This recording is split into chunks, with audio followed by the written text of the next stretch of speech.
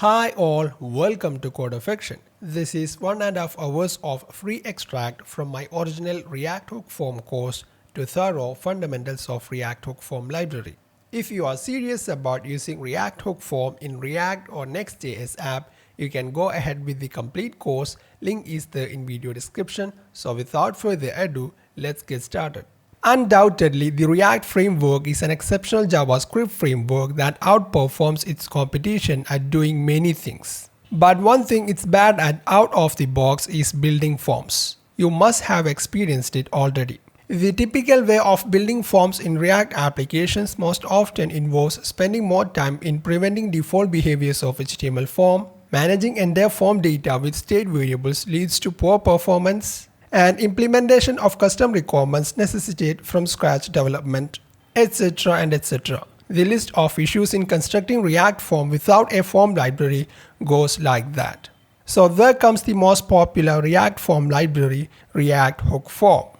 It's a form library for React applications that makes it really easy for you to build scalable and flexible forms with better performance. It makes working with React forms a lot smoother and easier. At present, the package is getting downloaded by more than 5 million people on average per week, and it is available in both React web applications and React Native for mobile apps. The library could be used in any front-end app that built with React framework, for example, Next.js.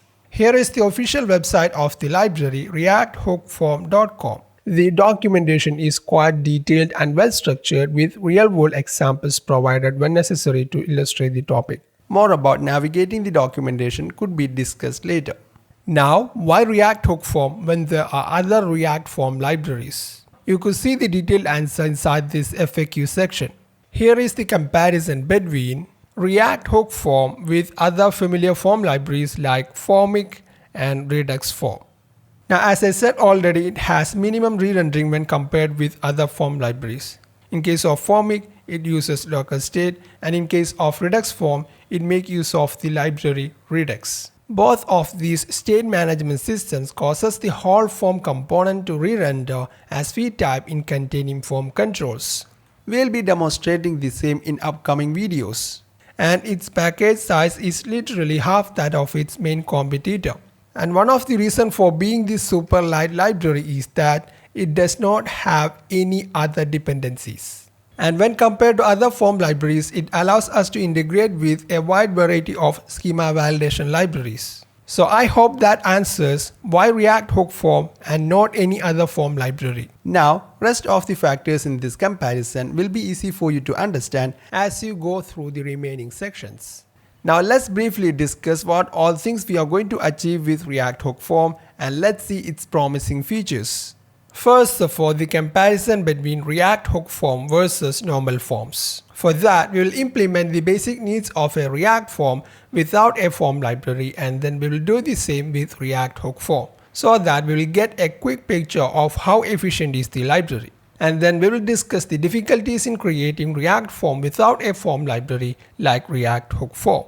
And once we understand the relevance of React Hook Form, we'll get started with fundamentals of React Hook Form, discussing how to register a form control to React Hook Form, how the library is able to manage the form data without React state variables, and then how to pass default values, etc. and etc. Followed by a performance comparison with forms created through React Hook Form and that of normal forms. For the performance comparison throughout the course, we have created a reusable component for counting the number of re-rendering inside individual form controls and subform components. Remember that creating performance form is the most highlighted feature of the library React Hook Form.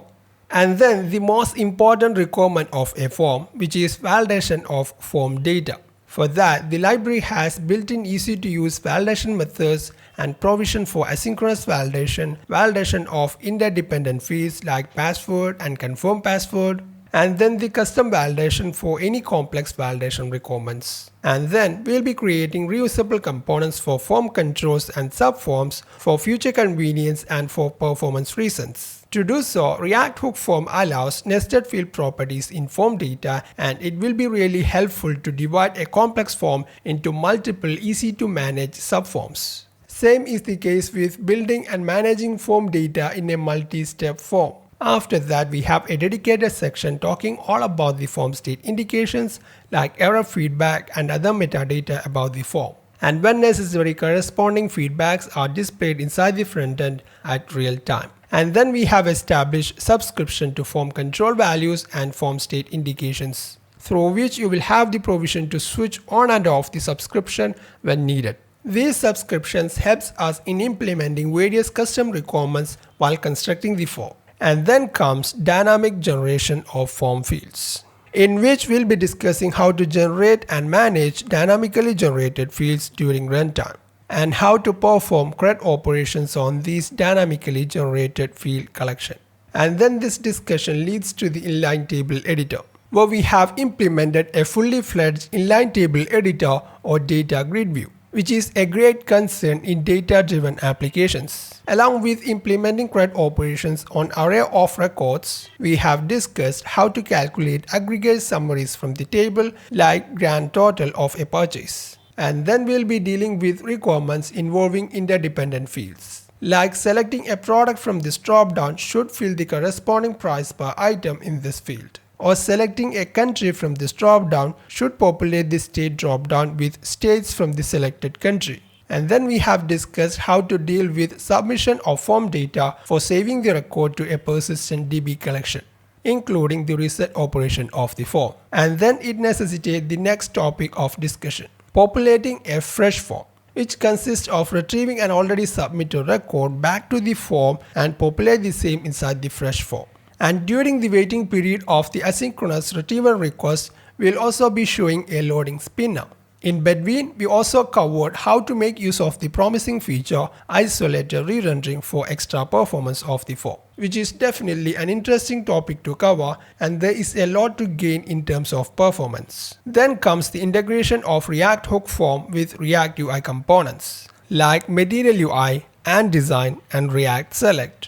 All of them provides sophisticated form field components with all necessary features. Integrating them into the app allows us to focus on implementing new features and rest of the concerns inside the app. And then finally, the integration with schema validation libraries like Zod and Yep. These are the popular dedicated JavaScript libraries for validation purpose. They allow us to define schema to express any complex validation requirements, including interdependent and asynchronous validations with their built-in wide range of validation methods. Both of these integrations allows us to take advantages from other wonderful packages or libraries in various aspects of form creation. All of these and more are explained with a real-world project built with a fully fledged form for a restaurant food delivery app, considering best practices and clean code culture.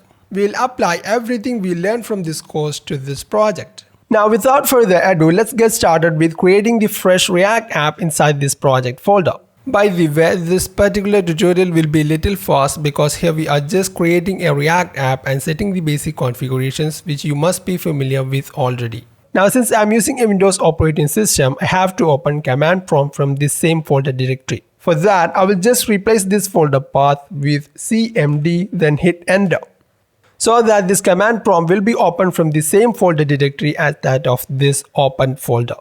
Now, to create the React app, we'll be using Vite. Now, to create the React application, you can choose the create command based on which CLI you are using. So let me copy this npm command from here.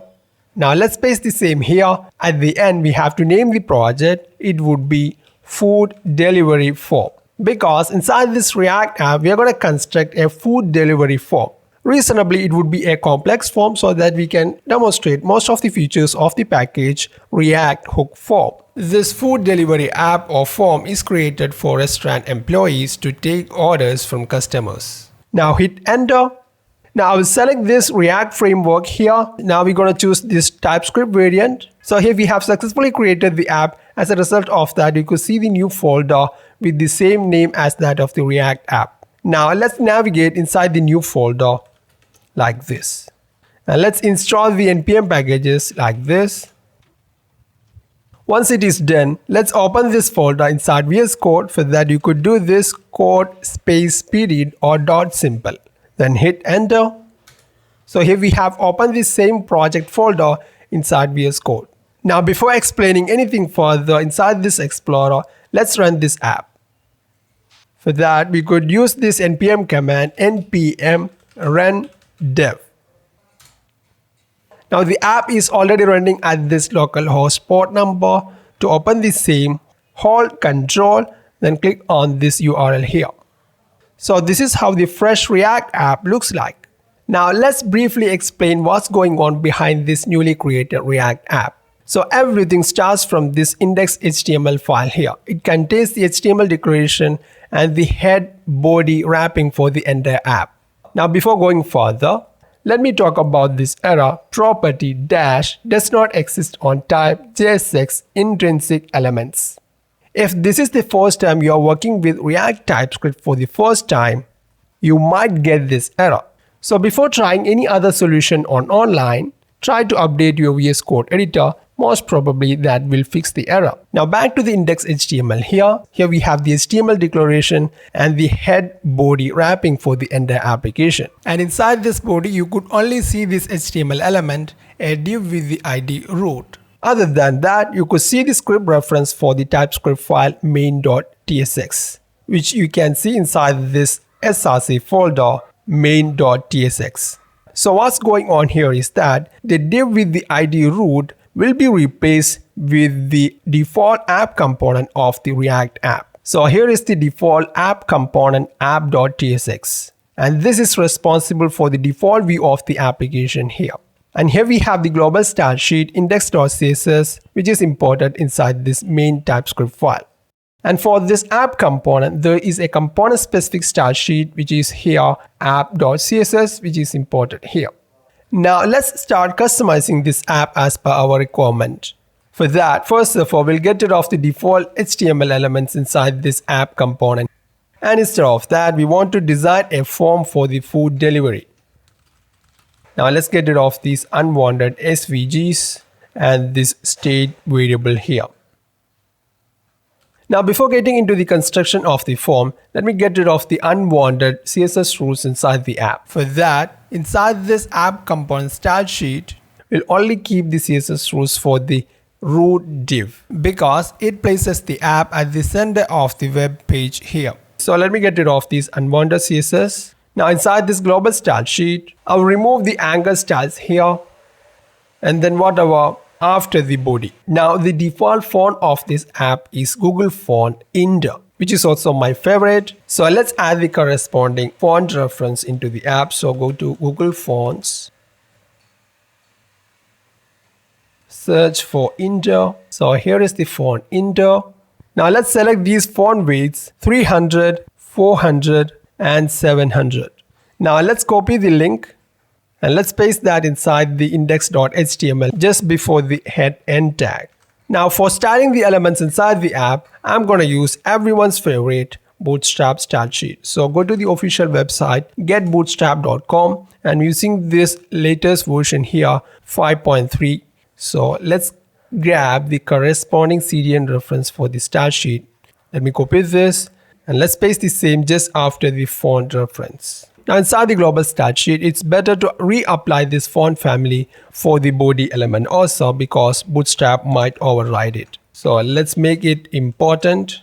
Now inside this CSS rows, you could see the color schema applied as dark. We don't need that. Instead, we could do this with Bootstrap. For this HTML tag, you could add this attribute data-bs-theme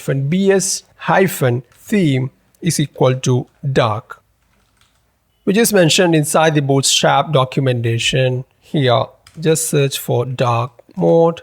To enable the dark mode, just add this data attribute to the HTML tag like this.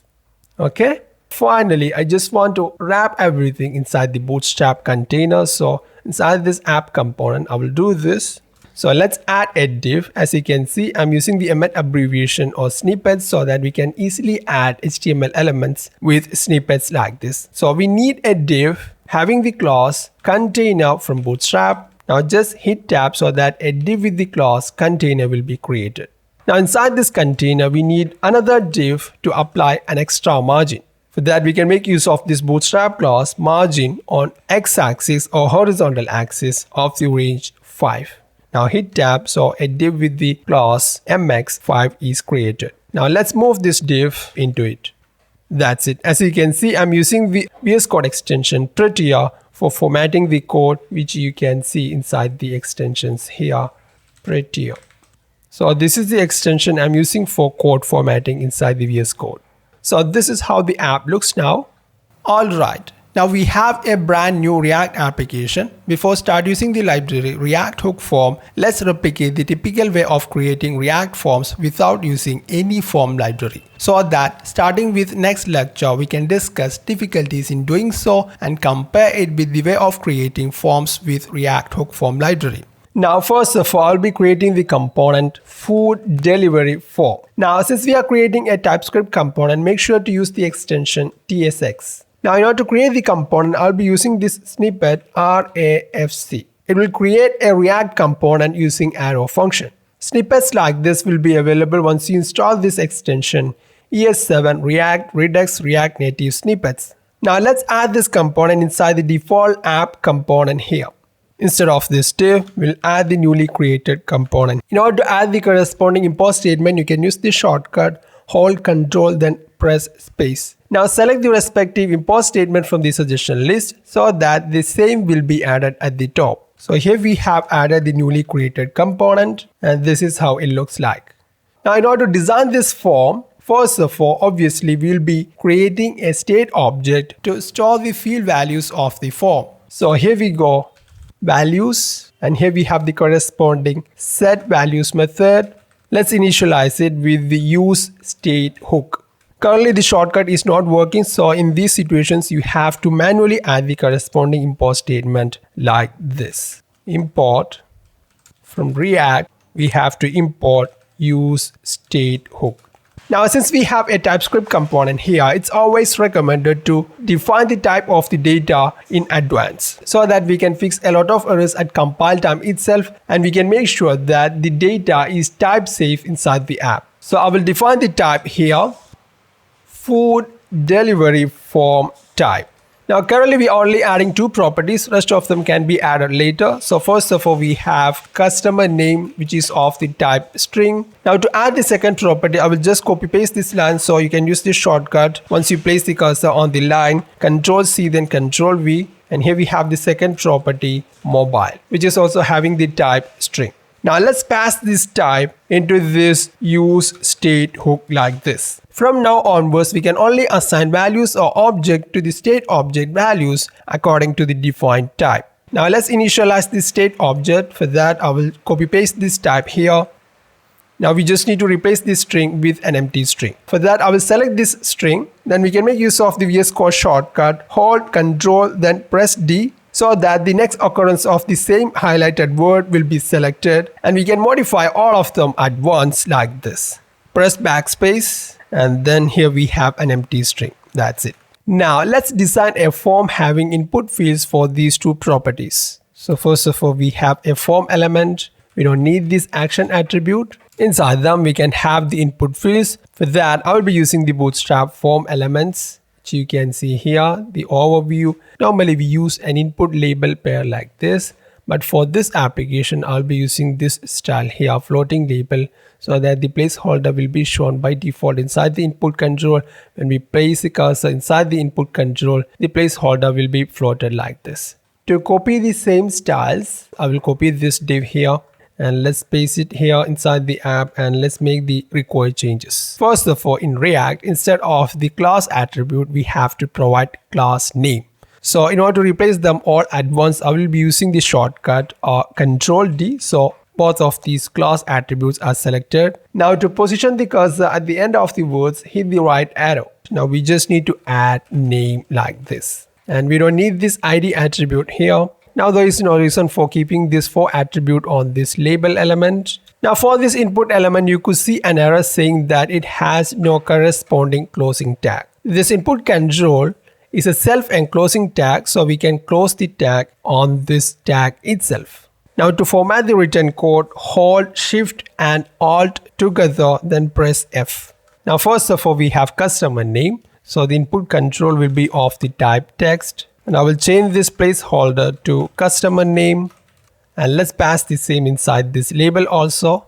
So here we have the floating label input for customer name. Now we have to assign the value of this input control from the state object values like this. Value is equal to values dot customer name. So whatever default value we give here, it should be populated inside the control like this. Now if you open the developer console, you could see an error like this. It says that this input control is assigned with a value here without providing on change event. So either we have to make this input control as read only, or we have to provide an on change event to update the value of the assigned value here.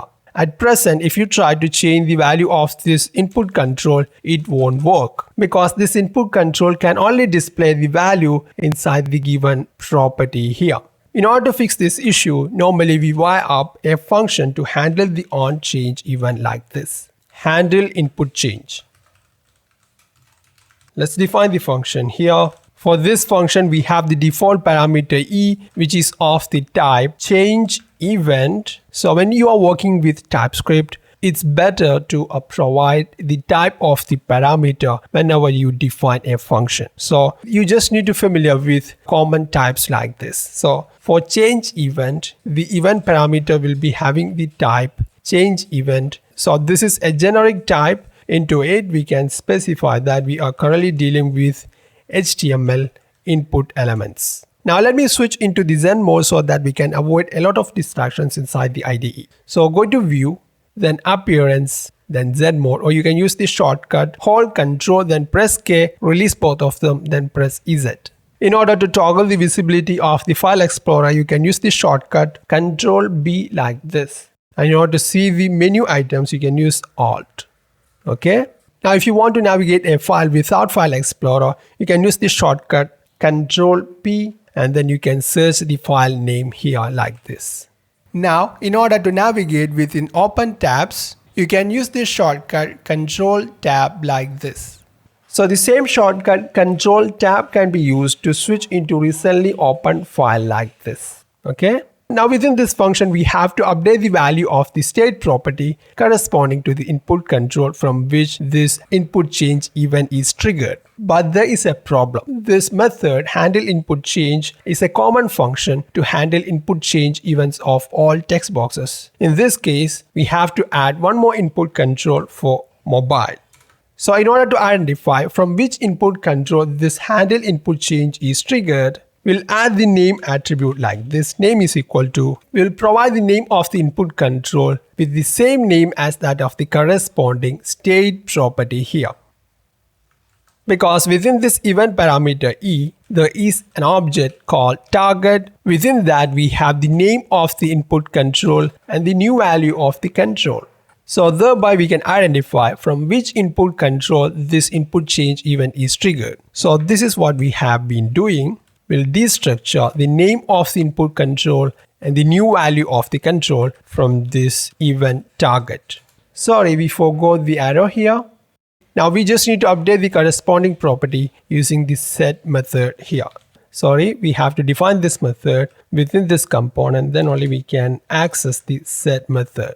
So inside this, we have to pass an object with the new values. So first of all, we'll destructure whatever we have inside the values object. Then we just need to update the property corresponding to the input control from which this input change event is triggered. Since we have given the same property name as the name attribute here, we can assign it like this. Name is equal to the new value. Now, if you didn't grasp what happened within the input change method completely, explaining JavaScript destructuring syntax will be helpful, and it is necessary in this course going forward. So here we have a simple JavaScript project in Code Sandbox, which is an online IDE. So here we have the JavaScript index.js, which is added inside this index.html, and whatever we log into the developer console could be seen inside this console tab here. Okay. And preview of HTML elements could be seen here. So here we have an object user having these properties name and password. As the term destructuring implies, is the process of unpacking something. Well, in case of JavaScript objects, it's the process of unpacking key value pairs. So this is what we do with destructuring. Constant name is equal to the object user. So what's going on here is that the user object will get destructured so that this name variable will get assigned with the value from this name property within the object. So this is like creating a constant variable name, and its value is destructured from this user object name property here. So the property must match with the variable name here. Now to verify the same, let's log the variable name like this. Let me reload this. See, like this we can destructure the password also. So here we have created a new constant password and its value is assigned from this property here. Let's print the same inside this log statement. So here we go. So that's what we have done inside the handle input change function. First of all, we have destructured name and value from the object event target. So during this destructuring, the containing key value pairs of this user object is destructured into these constants here. Apart from that, we can use destructuring to create another objects from already existing objects. For example, let me create another object user profile. Currently we have an empty object, and inside that I will destructure the key value pairs of this existing object user. For that, we just need to prefix the user object with 3 consecutive dots like this. So whatever key value pairs that we have inside the user object becomes a part of this new object here. Let's print the value of this user profile. See, here we have the same key value pairs from the user object. So that's what we have done while passing the arguments to the setValues method. Now in addition to the destructured key value pairs, you can add extra properties like this. So here we have the new property full name. So that's what we have exactly done here. Instead of directly providing the name of the key here, you could store that in another variable like this. Key name is equal to full name. And if you pass the variable within square brackets like this, during runtime, this variable will be replaced with the value here and it becomes the name of the property. So any value you pass to this variable here, it becomes the name of the respective property. See? So that's what we have done with the name variable here. Inside our state object values, we already have a property with the same name. Thereby, in effect, it overrides the respective property with the new value of the control. For now, this is enough. We'll get back to this code snippet later to explain more about JavaScript destructuring. So this is how we have been implementing input change event normally in a typical form. Now let's update the attributes of this input control for mobile. Corresponding value will be assigned from this mobile property. I will assign the same placeholder to the label here. Now make sure to provide the name attribute same as that of the corresponding property from the state object. Now instead of this default value, we'll pass an empty string. Now let's check whether it works or not. Now currently we don't have any error, so whatever we type in these input controls, the corresponding property from the state object values will be updated here. In order to see the values inside the values object, we can add a submit button like this. Class name, I will assign it from bootstrap btn, then btn primary. Inside the button, we will show this text submit. Now let's add a form submit event. So here we go, on submit is equal to on submit. Now let's define the method here. It is having a single event parameter which is of the type synthetic event of the type HTML form element. Now inside the method, we'll just log the value of the state object values. Now let's try the form submit. Now if I submit the form, the value of the state object should be printed here. But as a result of the default form submit event, the page will get reloaded and you could see the values of the input fields in it inside the query string like this. So this is what we do. We will prevent the default behavior of the form submit event like this. e.preventDefault method can be called. Now let's reload the app. Try the same inputs. Submit the form. Boom. whatever we provide inside these input controls will be updated inside the state object also. Okay, now in order to prevent the previously posted data from auto-filling into input controls, we can set this property autocomplete as off. Now this is how we handle a form submit event in a typical React form. Now before introducing our hero, React hook form, let me also show you how we have been handling form validations in a typical form. For that, we'll be creating another state variable called errors, so that we can store the error messages inside the object. So here we have the errors and the corresponding set method. Now instead of using same type as that of these values object, it's better to create a separate type for storing error messages like this, form error type. Because for properties corresponding to fields, we might have non-string properties also, but to store error messages, we only need string properties. Now let's pass the same object here. Now we'll define a separate function like this, validate form data. It's a function without any parameter. So here we go. Here we have already initialized the properties with empty string. Now inside this method, we'll create a local variable errors having the type food delivery error type, and we'll initialize it like this. For now, as part of the validation, we just need to make these two fields as required. So here we go. If values dot customer name is equal to an empty string, we'll update the corresponding error message like this. Customer name is required. In order to validate mobile number, I will copy paste this below, and let's use the Ctrl D shortcut, and let's update this to mobile, and let's modify the corresponding error message. Mobile number is required. Finally, we'll update this local variable errors into the errors state object like this.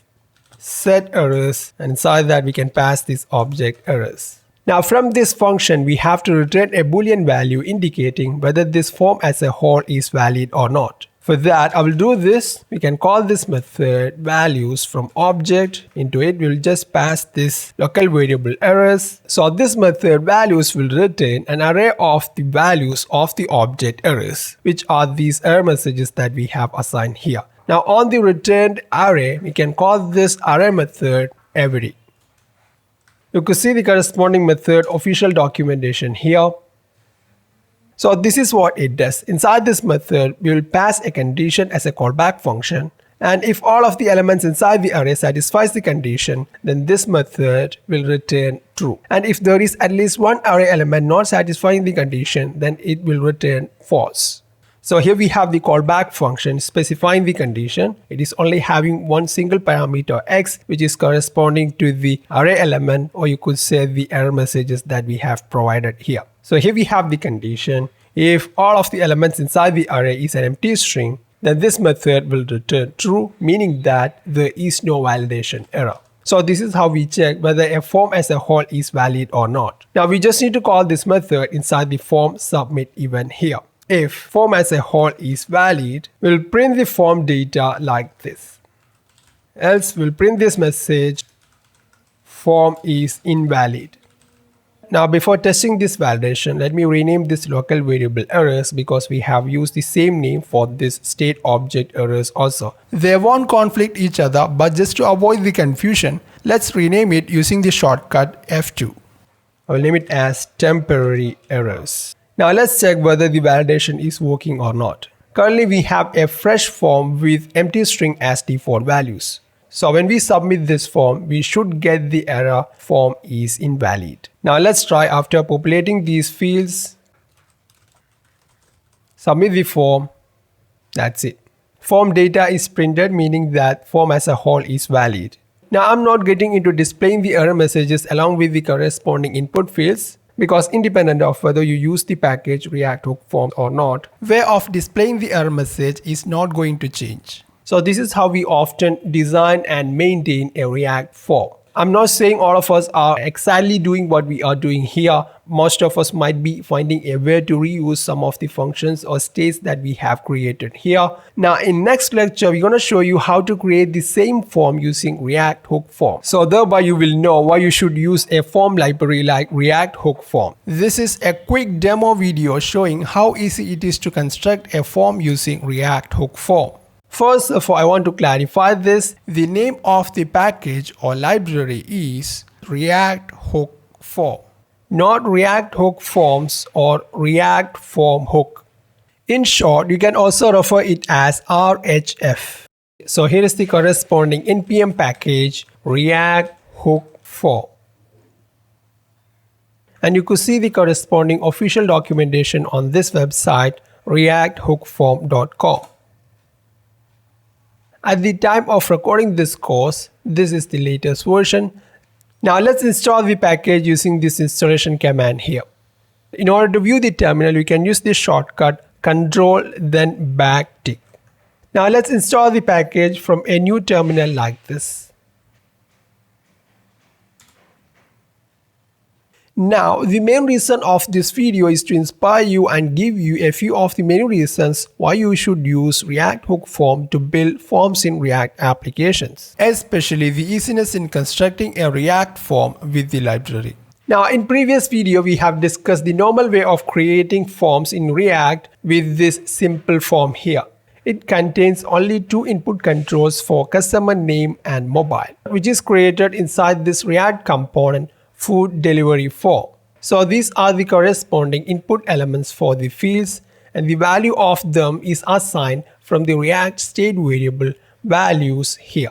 It contains two properties to store the respective field values. And this is how we have been updating the corresponding state property through this handle input change method. Inside that, we have updated the state property corresponding to the input control from which this event is triggered. The same onChange input handler will be assigned to all text boxes. In order to identify from which input control this event is triggered, we have assigned the name of the corresponding property from the state object values as the name attribute of the control. And then inside the onChange event handler, we destructured name and value from the event target like this. So that's how this onChange event is able to update the corresponding state property when user update a value inside a text box. In previous video, we have clarified all of this to your satisfaction. Now when it comes to validation, we have a separate state variable errors. In order to validate the form, we have a separate function validate form data. The validation error message will be stored into the corresponding state variable errors like this. And finally, from this function, we have returned a boolean value indicating whether the form as a whole is valid or not. We call this function inside the form submit event handler here. If the form as a whole is valid, we log data from the form fields. Otherwise, we will show this error message form is invalid. And also you could see that we have prevented the default behavior of the form when we submit the form. So that's how we have been creating a typical form in React. Now let's look how easy it is to create forms with React Hook Form. First of all, I will duplicate the particular React component like this, copy the file, then paste it inside the same folder src. Let's rename this duplicate file as typical form. Let's copy this. We have to rename the corresponding React component also. Let's keep this component as it is so that we can compare it later with the React Hook Form. Now, inside this original component, let's make the required changes for constructing the same form using React Hook Form. Now, the detailed explanation of fundamentals of methods or hooks that we are about to use in this component will be discussed from next video onwards. First of all, we have to invoke this primary hook from the library useForm. And it returns an object having few properties and methods to work with the form. For now, I will just destructure the method register. When we create forms with React Hook Form, we don't need state variables to store field values or the state variable errors to store the error messages. And for the same reason, we don't have to implement the handle input change event like this. And we don't need a separate function like this to validate the form fields. For now, let me comment whatever we have inside this onSubmit event. Now into each of these input controls, we don't have to explicitly pass the name attribute, and we don't need to pass these attributes value or onChange anymore. The library will take care of all of them. We just need to call this method register. Inside that, we can pass the name of the input control. It would be customer name. You will get the auto completion here if you pass the form field type to this use form hook. So that will be this food delivery form type. So we can pass that like this. Now you could see these properties in auto suggestion. We don't need this error type anymore. So here we go, customer name.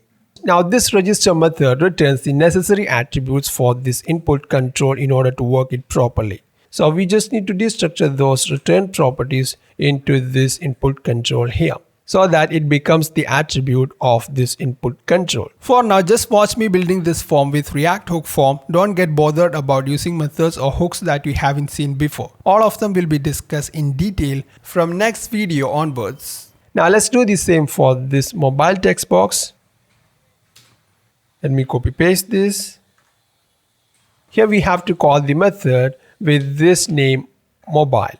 With that being done, React hook form will take care of updating values of these fields. Now let's talk about form submission. For that, we have to destructure another method from use form, which is handle submit. Here we have the onSubmit event. We just need to pass our submit event handler as a callback to this handle submit. So here we go, handle submit, and we'll pass our function as a callback to this handle submit here. That's it. Now we don't have to deal with the default submit event parameter inside this method. It will be handled inside this handle submit function here. Now the value from the form fields could be received with this function parameter for data. Now let's uncomment the previously existing statements. Now from now onwards, we don't have to prevent the default behavior of the form submission. It will be taken care inside this handle submit here. So I will remove this. Here we have called the previously existed validate function to validate the form fields. We don't have to do that anymore because the past onSubmit callback will only be called when the form as a whole is valid. We can talk about that in a bit. For now, let's print the form data like this. The value of the form could be accessed from this parameter form data like this. This form data will be having the type that we have passed here, food delivery form type. So let's specify the type of the parameter. Now let's get rid of this unwanted import statement. Now back to our form. Let's open the developer console. Let's populate the form. Submit the form. Boom. That's it. Here we have the form data from the corresponding fields. Now let me also show you how validation is done inside React hook form.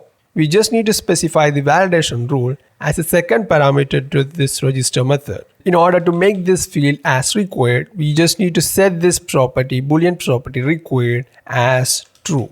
Or you can pass the error message saying customer name is required. Similarly, you could provide the validation for this mobile number also. Mobile number is required. Now, if you submit the form without providing any of the fields, the form data will not be posted. See? Now, if you want to see the error object having error messages, we can pass a second callback to this handle submit. So here we go, on error. It's a function with single parameter, errors. Now you could just print the error like this, validation errors. Let's check whether it is getting printed or not. See, here we have the validation errors. So that's how easy it is to construct a form with React hook form library. You don't have to create React state objects for storing field values or error messages. Values will be inside the input fields. Moreover, it will be stored inside the library. Since we don't need separate objects for values or errors, we don't have to handle onChange event for all input fields just to update their value when user changes values inside them. And also, changing values inside the state will cause a re-rendering. So whenever user update character by character inside the form fields, it causes re-rendering over and over again. It won't happen with React hook form. More about them will be discussed in upcoming lectures. And with React hook form, already expected behaviors of a form like preventing default behavior of the submit event or posting form data only when form as a whole is valid is already done inside the library itself. Now let's check how the library does all of these great things with less code, and let's learn how we can make use of the library to build better performant forms. There are a lot of advantages for React Hook form when compared with typical forms. Each of them will be discussed at various stages of the app development. In this particular lecture, we discuss how to register a form control in React Hook form. To start from scratch, I will undo everything what we have done in previous lecture using React Hook form. We now have a React component that only contains plain HTML elements apart from this TypeScript tag. It represents the form data having string properties for customer name and mobile. You could see the corresponding input fields. Both of them is wrapped within a form element like this. Now let's see what all things we can do with React Hook form. Before diving into the fundamentals of the package, let me show you how to navigate through the official documentation here at reacthookform.com. The documentation is quite detailed and well structured with real-world examples provided when necessary to illustrate the topic.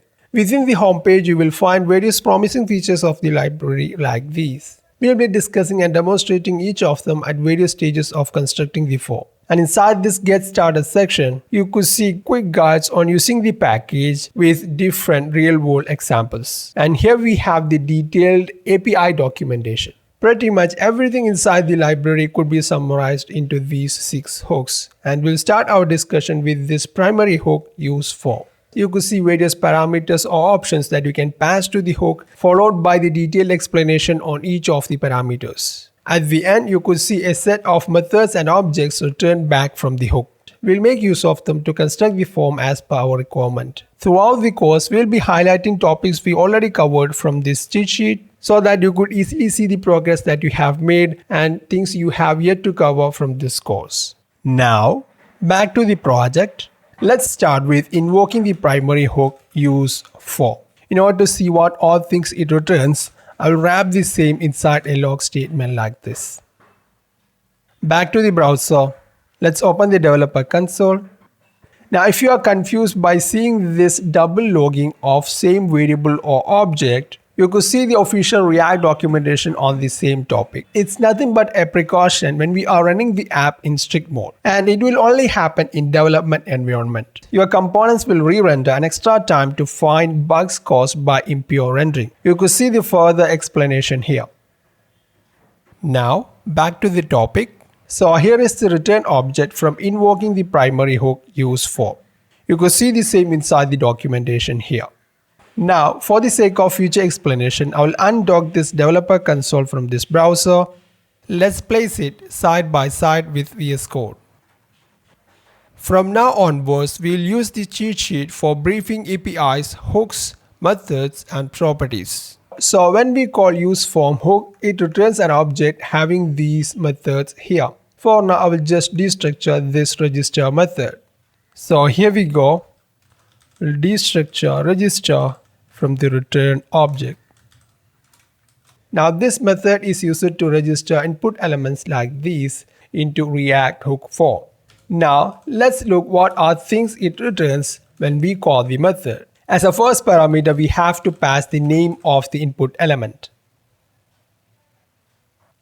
So it returns an object having these properties. First of all, we have the name, exactly what we have passed to the method, and then 2 functions to handle the events onBlur and onChange. And then a reference generated by the library which is to be applied on the input element.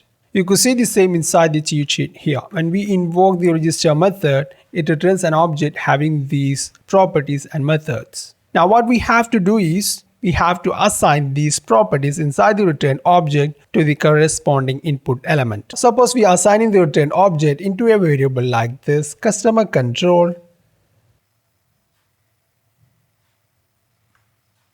Now we could pass the properties from this object to the respective attribute of the input control like this. Name is equal to customer control.name. Let's copy paste the line for rest of the properties. Now in order to edit these words simultaneously, I will use the shortcut Ctrl D. Reference, onChange, and onBlur. Now, let's discuss the significance of these properties inside the return object. So first of all, we have name property, and it will be having the value whatever we have passed as a first parameter to the register method, and it is assigned to the name attribute of the input control. Now, this HTML attribute name is used to uniquely identify input elements in F4. Now, this reference property contains the React reference object generated by the library, and it is assigned to the React attribute reference here. The assignment of React reference object to the form input fields like this gives an upper hand to the library. More about that will be discussed in next lecture. Now, the remaining onChange and onBlur are two functions to handle the respective events onChange and onBlur. Now, these functions are defined inside the library to implement its features. For example, the onChange event is responsible for updating the values stored inside the library when we make changes inside this input control here. So these event handlers act as a middleware in between the library and the UI. Now, you may ask, if React state object is not saving the form data, then who does? The containing form elements input state is stored in React hook form itself. From now onwards, the library will take care of the control's basic needs, and further features from the library will be implemented to it when we pass the necessary configurations. Since these properties inside the return object is having the same name as that of the input control attributes, we can directly destructure the object from this register method invocation. So this is what we have to do. We'll call this method inside the control, and let's directly destructure the return object. The destructured key value pairs of the return object becomes attribute and value of the input element. In order to verify the same, you can inspect this element. See, this name attribute is assigned from the return object property because of this destructuring. Like the rest of the properties will be binded to the corresponding input attributes. Now, into this register method, we have only passed the name of the input control. Now, apart from this name parameter, we can pass register options as a second parameter. And into it, we can pass these much options. For now, let me pass a default value with this value option here. So here we have the second parameter as an object. Now let's pass the default value into this property. See, the default value is already populated here. So this is how we pass a default value when we invoke the register method. Now let's register the second input control, mobile. For that, I will just copy paste this. Now the name of the control will be mobile. Now, like I have shown in previous quick demo, if you pass the type of the form data to this use form hook like this, food delivery form type, you could see the control name suggestion from this given properties. See? Now if you make any typo while providing the name of the control, you will see the TypeScript compiler error. So passing TypeScript type to this use form hook is really helpful. So now we have registered both of these input control to React hook form library. Now instead of passing the default value to each register method invocation like this, there is another way of assigning default values to all input fields all at once. We will come to that in a bit. Now finally, let's also discuss how to submit this form. For that, we can add the onSubmit event like this. We will handle the event inside a function called onSubmit. Now in our previous session, while creating the typical form, we have discussed how we used to implement the form submit event. So I will copy paste the same from this typical form component here. Now don't bother about the type of this event parameter. Now let's get rid of everything except this prevent default, and let's comment the line here. Now, like we have already discussed, when we submit the form, because of the default behavior of the form will get reloaded and the value from these input fields will be passed as a query string here. Now, in order to prevent this default behavior of the form submission, we used to call this method prevent default from the event parameter e. Now let's look how React hook form handle form submission. For that, use form hook returns a method handle submit along with register method. So I will just destructure the same here, handle submit. Now we just need to do this. We'll call this method handle submit from the library, and then the function that we have created could be passed as a callback to this handle submit function like this. Now this method handle submit is already taken care of, preventing the default behavior of the form when we submit the form. So we don't have to do that in all of the form. So let me get rid of this here. Now this pass function will get invoked from this method handled submit. And the value of the input fields inside the form will be passed as a parameter to this method on submit. So we can receive that through the first parameter of the method here, like form data. It will be of the type food delivery form type. Now let's print the same here. Now let's check whether it works or not. Boom, that's it. So that's how easy it is to construct a form with React Hook Form library.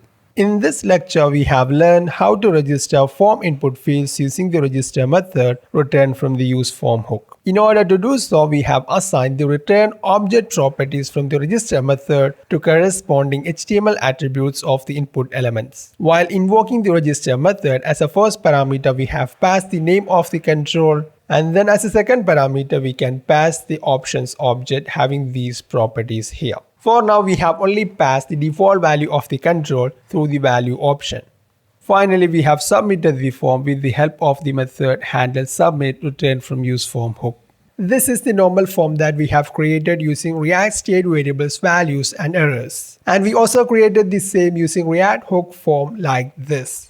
With React Hook Form, we can create forms with less code, but what's more important is that it comes with a considerable performance gain. That's what we demonstrate in this lecture. Comparison of performance in these two ways of creating forms by counting the number of free renders. Now let's see them in action. And also the concept of render count from this lecture will be used for explaining other features of the library going forward in this course, like isolated re-renders. So here we go. So first of all, I will add this folder hooks. Now let's add the new hook file, use render count. Now I will use this snippet RAFC. So here we have the hook use render count. Now this is what I'm going to do. I will return a function like this. From that, we'll return this div. So in effect, from this hook, we are returning a component like this. Now I'm going to create a new variable called count, and let's initialize it with 0. Now I'm going to increment this variable inside this return component here like this. So that whenever this component get re-rendered, the count also get incremented. Now we'll show them inside this div here like render count, and we just need to display them here count. Now like we have already noticed, React app using strict mode during development stage, in place of one render, it rendered twice. So in order to get the exact render count, we have to divide this number by 2. Now let's make use of this hook inside this component where we have constructed the form using React Hook Form. Use render count. So here we have invoked the hook that we have just created. A quick update from future, meaning I'm recording this portion after publishing the entire course. I just want to talk about a possible warning that you might encounter while invoking this hook here. Those who have their React app configured with ESLint plugins or similar IDE extensions will get a warning like this. And it says that React hooks must be called in a React functional component. So this is what is happening. The particular development environment forces you to follow the rules of React hooks. You could see the complete list of rules inside this official documentation here. So according to the rule, we must invoke this method inside this functional component here. Now we don't have any error, but it will end up in giving us wrong render count. Whenever this component get re-rendered, this function will also get re-invoked, and thereby the count will be reset to 0. That will compromise the correctness of render count. So here is the recommended solution. We must call this function outside the component. Now rename this hook function to getRenderCount instead of useRenderCount. Then this function will not be treated as a hook. Only functions starting with the prefix use will be treated as a hook. So no need to bother about the rules of hook anymore. Now it's better to change the folder name to something like utils. Now back to the form component. Let's remove this import statement and let's invoke the method getRenderCount. That's it. So that's all about the quick update for those who are facing the ESLint warning. Now you can continue with the rest of the lecture. Now as per our implementation here, it will return another component like this. In order to receive the same, I will assign this function invocation to a variable called render count. So this becomes another component returned from here. And I will render the same inside this form component, render count. Now back to the app. So here we have the render count. Now before explaining further, let's do the same inside the typical form component here. For that, I will copy paste the same from this component. Now let's render the return component inside this form where we have constructed the form using React state variables, values and errors. Now currently inside this default app component, we are showing this food delivery form component. Instead of that, let's show this component typical form. So here we have the same form constructed using React state variables, values and errors. Now whenever we change values inside these input controls here, you could see the render count changing. For each character we add into these components, the whole form gets re-rendered. But it won't happen with React hook forms. Let me show the component food delivery form where we have the React hook form constructed. See, the form is not getting re-rendered. Boom, that's it. So this is a major advantage of using React hook form library. Now let's discuss the exact reason for this performance gain. When it comes to typical React forms, the state of form controls is determined from React state objects like values or errors like we have shown. In order to modify any of such properties of the input control, first we have to change the corresponding state object, then the page will get reloaded, and that's how the new changes are reflected inside the input control. Now what's changed in React hook form? I have already given the hint in previous video. Since we have assigned a React reference object like this, the library can directly modify any of the properties or attributes of the input control without reloading the page. Now if you want to know more about React reference, you could go through this React official documentation manipulating the DOM with refs. Since form control values are not binded to React state variables, frequent re-render of component is avoided. And the onChange event handler provided by the React hook form updates the form data stored inside the library and does whatever necessary for implementing the rest of the features like the onBlur event does. Apart from these fundamentals that we have discussed here, there are few React hook form features aimed at enhancing the performance of forms. We'll discuss them at various stages of the app development. Now in this video, we're gonna take a look at passing default value of the whole form all at once with a single object. We have already discussed passing default value of the input field while invoking the corresponding register method here. Instead of passing the default values to each of the methods like this, the library recommends passing the default value all at once with a single object. Now before getting into that, I want to add few more fields into this form here. So first of all, let's add the corresponding properties here. Order number, which is of the type number, then email address of the customer. Now let's add the corresponding input fields. Now instead of showing the controls from top to bottom, I will wrap the controls within Bootstrap grid so that we can have two controls within a single row. So first of all, we have the div having the class row. Let me zoom in a bit. Now to add some bottom margin of the range 2, we can have this class. Now inside this div, we need two divs having this Bootstrap class called. In order to add two divs like this, let's multiply it by 2. So this works because of a meta abbreviation. Now hit tab. Now inside the first column, I want to show an input control for order number. So let me copy paste this div. Now since we have applied the bottom margin here, we don't need this extra margin. Now the placeholder will be like this, order number. Now we have to show the same inside the label. Now let's register this input field for order number. So here we have called the register method and we have to pass order number as the name. Now let's get rid of this default value. So here we have the HTML elements for order number. Now inside the second column here, I will show the mobile number text box, which we have already registered to the library. And this is how the form looks now. Both order number and mobile on first row Now let's add the email input control. We forgot to remove the bottom extra margin from the mobile control. Now let's add the bootstrap row for customer name and email address. So here we have the div having class row, so that we need two divs with this class core, so multiply by 2. Now hit tab, that's it. Now let's remove this extra bottom margin and let's move this element to the first column here. The number of HTML elements inside the form is increasing. We'll organize all of them once we discuss validation in next section. Now let's add the email text box. For that I will just copy paste this div. Now using the shortcut Ctrl D, I will update both placeholder and the label text like email. Now let's register the input control with the name email. And let's get rid of this default value.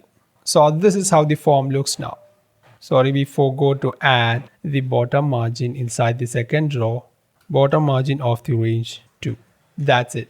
Now let's pass the default value to all of these form input fields. For that we can make use of this property default value of the hook useForm. So while invoking the hook useForm, we'll pass it like this. Default values is equal to an object. Inside that we'll pass the default value of these containing properties here. So let me copy paste this. Now select this string. Then I will use the shortcut Ctrl D. So here we have selected all of those 3 words. Now let's replace them with an empty string. At the end we have to pass a comma. Now the order number will be auto generated by the app itself. For simplicity I will just pass milliseconds of the current time. So here we go, new date, and then we just need to call this method value of. Now let's check whether it works or not. See? The auto-generated order number will be used to uniquely identify this order. So to prevent the app user from accidentally changing the input value, I will disable the input control here using the HTML attribute disabled. Now even though we pass a non-empty string to the customer register method here, it's been overridden with what we have passed with this default value props of the useForm hook. See, here we have an empty string. And also in this context, passing default value to all input fields with a single object like this is more convenient. So let's get rid of this register option value. Now to this default values property, we can also assign an async method to return an object containing the default values. We'll discuss that later. Here we are discussing fundamentals of validation in React Hook form. So there are 5 types of validation rules that you can pass to the library React Hook form. First of all, we have required validation saying that the input control must have a non-empty value before submitting the form. Then we have min length and max length for enforcing the number of characters that you can pass to the control. To impose validation based on value of the control, we have these validation rules min and max, through which we can specify the minimum value or maximum value allowed inside the control. And then if you want to enforce a pattern for the input control value, we can specify the regular expression with this pattern validation rule. And finally, we have the validate option for specifying custom validation inside the controls. Now actually these listed items are the options from the register method to specify the explained validation rules. So you could see the same inside this register method options. Required, max length, min length, max, min, pattern, validate are the options which we can pass to the register method. So through these register options, we will specify the validation rules that we want to enforce on each control. First of all, I will set the min and max length validation for this mobile. So here we go. So while invoking the register method for the mobile control, we'll pass the register options like this. Min length is equal to 10 and max length is also 10. So we must provide a mobile number having 10 digits. Now it's not necessary to pass the same value to both of these validations, min length and max length. It differs from control to control based on its requirement. For example, if you are having a password input control here, you might want to enforce minimum 6 characters, so you can pass min length as 6 like this. Okay. Now I want to set both of these controls, customer name and mobile, as required. So along with these validation rules, I will set required as true. Likewise, we have to enforce required validation for this customer name. Required is equal to true. Now let's see how this validation works. Inside this form submit event, we are already printing the form data when we submit the form. Now if you try to submit this fresh form, the process of validation will fail. In order to see the same, let me open the developer console. If you try to submit this fresh form, you can't see the form data printed inside the developer console because the function that we have passed to the handle submit here on submit will not be invoked when the form as a whole is invalid. In order to catch such validation errors, we can pass a second callback like this on error. Let's define the method here. It's a function with single parameter and the type of the parameter will be field errors. It's from the React hook form library. So let me import that here. Inside the function, I will just print the error object.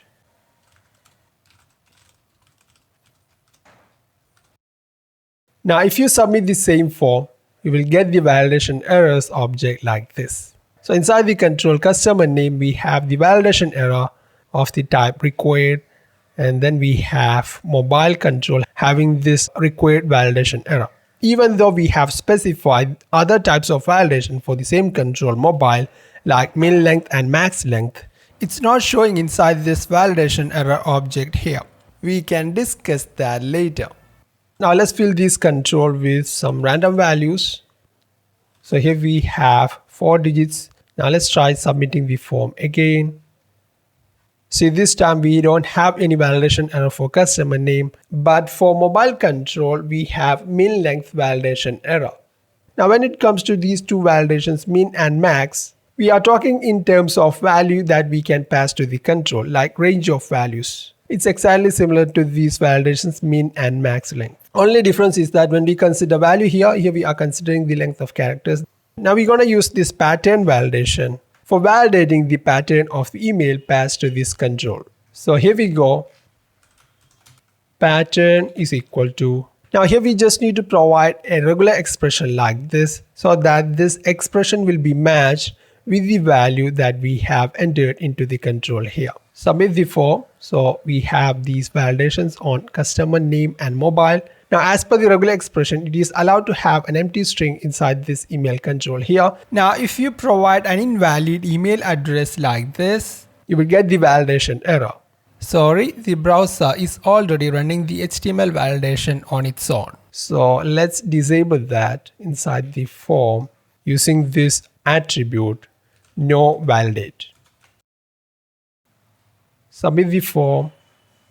See, this time we have a validation error for the control email, and it's because of the pattern that we have passed. Now inside this error object, for all validation errors, you could see this property message as empty. You could see the same for this required validation also. Through this message property, we can specify the error message that we want to show along with the input control when there is such a validation error. For that, for any of the validation options we have discussed, we'll pass an object like this, and through the value property, we'll pass the value for the validation rule. And then with this message property, we can specify the validation error message like this: incorrect email format. Now, if you do the same for this required validation, it looks like this: value is equal to true. That's what the required option expects the least, a boolean value true or false. Then here we have the message to be shown along with the control. This field is required. We'll show these error messages along with the respective controls in next lecture. Now since we have the same required validation for mobile, I will do the same here. Now let me copy paste this object for min length. Here the value is 10. And the message will be must be 10 digits. Now the same object could be assigned to max length because the requirement is same. Let's reload the app. Now if you submit the fresh form, you could see the error message we passed to the respective register method. Now in case of required validations, you could simplify it like this. Instead of the object, you could directly pass the error message. So if there is a non-empty string assigned to the required option, then the library assumes the control as required and the passed string will be considered as the validation error message. So let's do the same for this customer name. Let's try it again. So here we have the required validation and the passed string is taken as the validation error message. So in this lecture, we have learned how to enforce validations to form controls using these register options here. Now if you have a custom validation requirement, you can do that with this validate option here. We're going to discuss that in another video. Now in this lecture, we'll discuss how to make use of the validation in React Hook 4. So it includes configuring the library for validation and displaying the error messages along with the respective input controls. Let's start with displaying the validation error messages or feedbacks along with the respective form controls. For that, we can make use of form state return from useForm hook. So while invoking the useForm hook, we'll destructure the form state like this. Now inside this form state object, we have these much properties. For now, we are only interested in this errors property. It contains all of the errors, validation errors inside the form. Now using this errors object, let me show the validation error message of this mobile control. So here we have the input control for mobile. Just below the label, I will add this div. Inside that, we can show the validation error message because of this mobile input control. So here we go. Form state dot errors contains all of the validation errors inside the form. Now let's retrieve the validation error due to the control mobile like this. Now let's display the containing validation error message that we have passed to the register method here.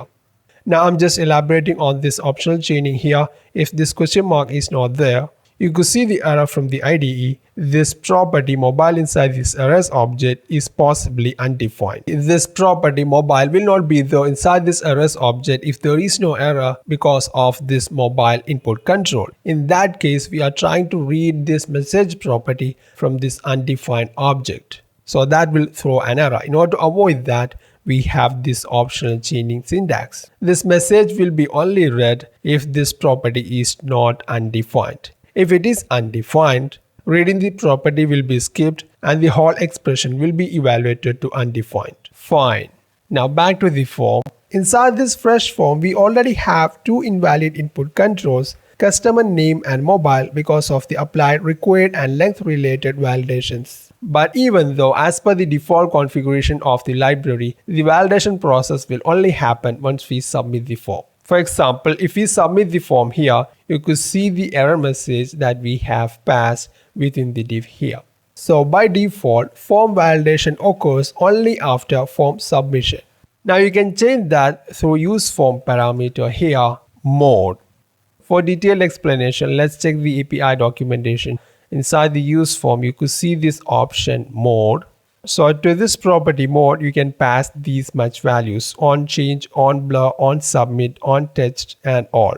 So the default value of the mode will be on submit. Now if you change that into on change like this, here we have invoked the useForm along with default values. Let me pass the mode as on change.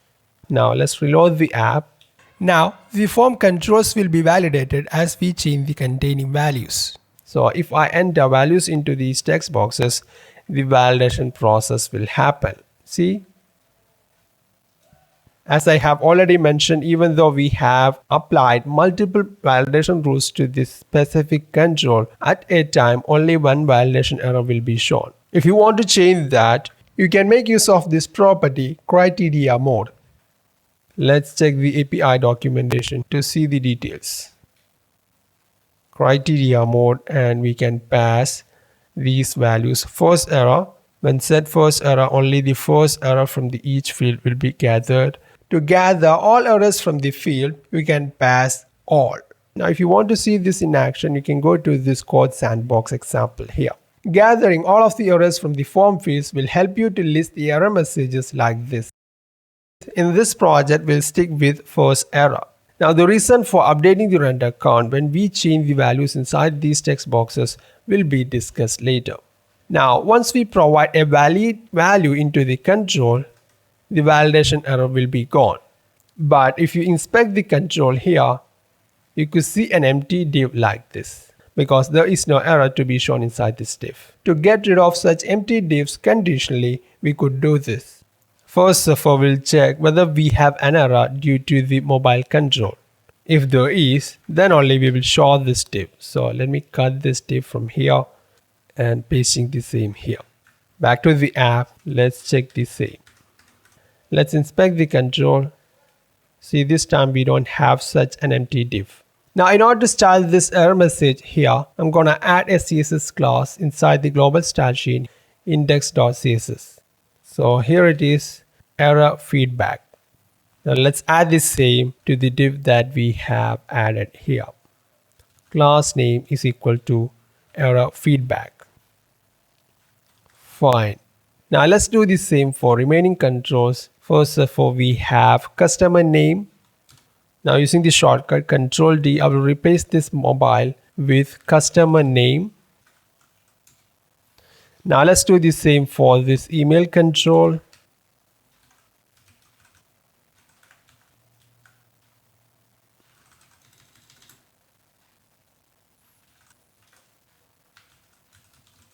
So this is how we show validation error messages along with the corresponding input field. By the way, don't worry about becoming too cluttered with these HTML elements. In next session, we'll put everything in order using reusable components. Now finally, we have to discuss few more configurations from the library to tweak the working of the validation process. So first of all, I will change the mode that we have passed to the use form as onSubmit, which is the default value. Now the validation process will only happen once we submit the form here like this. Now this property here, revalidate mode, determines how we want to validate the form controls inside this invalid form. Inside the fresh form, when the mode is set to onSubmit here, the validation process only happens once we submit the form. But in an already submitted invalid form, validation will be triggered when we change the values inside the containing form fields. It's because of this property, revalidate mode. The default value of this mode is onChange. So inside this invalid form, the validation process will happen while we change the form data. Actually, that's the expected behavior, but if you change its value to onSubmit, the form validation will only happen once we submit the form again. Okay, so if we change this property revalidate to onSubmit, the first validation of this form is done during its first submission. Now the revalidation of this form won't happen while we change the field values. It only happens once we submit the form again. See? So that's how we can make use of this property revalidate mode. Now I will stick with the default value of the property onChange. That's the expected behavior. Now let's reload the form. Now if I submit this fresh form, you can see that this mobile control is focused. It's because of this property here, should focus error. Its default value is true, should focus error. See, now what actually it does is, among the invalid input controls, the first invalid control as per the rendered order inside this component here will be focused. So that's why this mobile control is getting focused. Now inside this fresh form, if you pass a valid data to the control, now the focus will go to this customer name control here. See, because that's the first invalid control. So that's how this property should focus error works. Now the final property of this discussion is delay error. You can see the description here, it delays the error from appearing instantly. So this configuration delays the display of error state to the end user by the given number of milliseconds. So it would be helpful in reducing the frequency of retrieving the error object when we type character by character into this field like this. Now finally, I want to simplify this expression here. Are you familiar with destructuring nested properties from a JavaScript object? To explain the same, here we have the same project used for explaining JavaScript destructuring basics. Now, into this user object, I will add this property contact info assigned with another object like this. Now let's get rid of this and let's destructure this contact info. See, here we have destructured the nested object having these two properties, mobile and email. Now, in order to access the containing properties, we could do this contact info.mobile or email.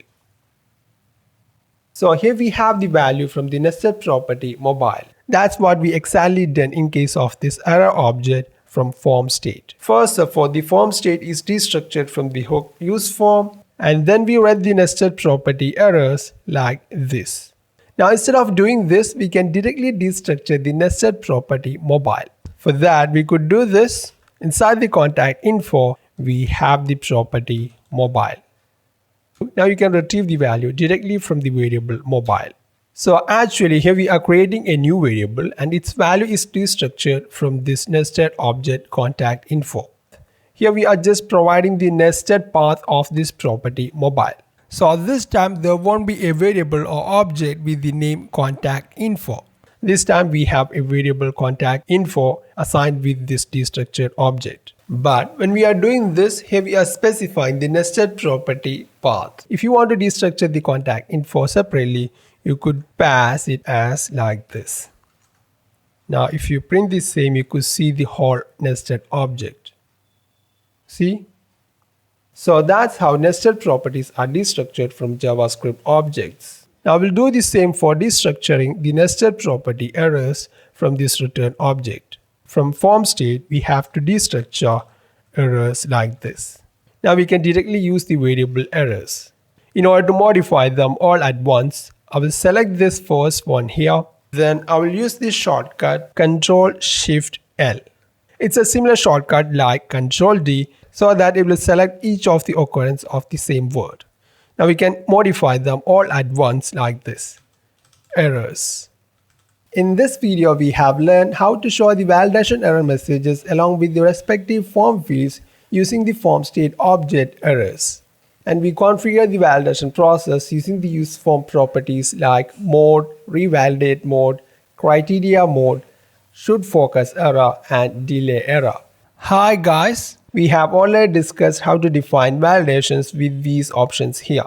Now let's look how to make use of this validate option for custom validations. To demonstrate the same, suppose we want to prevent fake email address into this email field here. For example, email@gmail.com or similar fake emails. Or you want to block emails from a list of blacklisted domains. For that, we could do this. Here we have the input control for email. Along with this pattern, I will pass this option validate.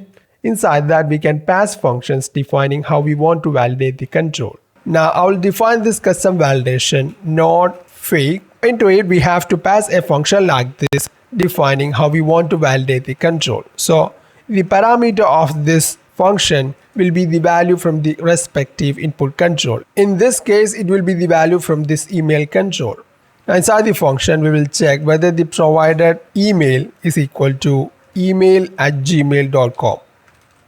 So if this is the given email address, we want to raise a validation error. For that, we can return this error message, particular email is blocked. Else will return true. Now let's check whether it works or not. For that, first of all, I will change the validation to on change so that we can see the validation errors immediately after we type the field values. Let's type the same email, which is email@gmail.com. So it works perfectly fine.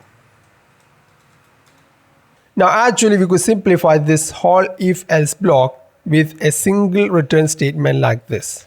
Return if value is not equal to the particular email that we have provided here. This expression returns true. So that's what we have passed here. Now if the value is the given email address here, we want to return this string. For that, we can have this OR operator. Now let me comment this. Now let me format the code using the shortcut Shift-Alt-F. So if email address is not equal to this one, this expression returns true. Else, this error message will be returned. Okay. Now let me get rid of this. Now like this we can define multiple custom validations. Suppose we want to block emails from suspicious domains. We can add a custom validation like this, not from blacklisted domain. So here we have the function with single parameter value. Now we'll make use of the same return statement like this. Now the error message will be like this domain is not supported. In order to check the domain from the given email address, we can make use of this string method ends with. If the domain is xyz.com, we want to prevent this email. So I will equate this with false. In short, you could do this. We'll prefix this expression with the negation like this. Okay. If you want to add other domains like this, we can have this AND operator. Then suppose we want to block the domain example.com. So this will block the particular domains. Now before the domain, let's append this @symbol. That would be more precise. Now inside this validation function here, you can read the values from other fields inside the form through the second parameter values. From that we can access the values from other controls like customer name, order number, etc. Now let's check whether it works or not. See, this domain is not supported. You will see the same if you provide the domain XYZ. So that's how we implement custom validation with the register option validate. Alright my friends, this is the end of free YouTube video series on React Hook 4.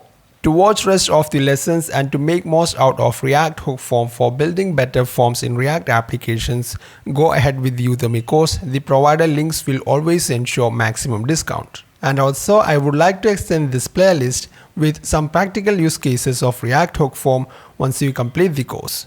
So see you in the course.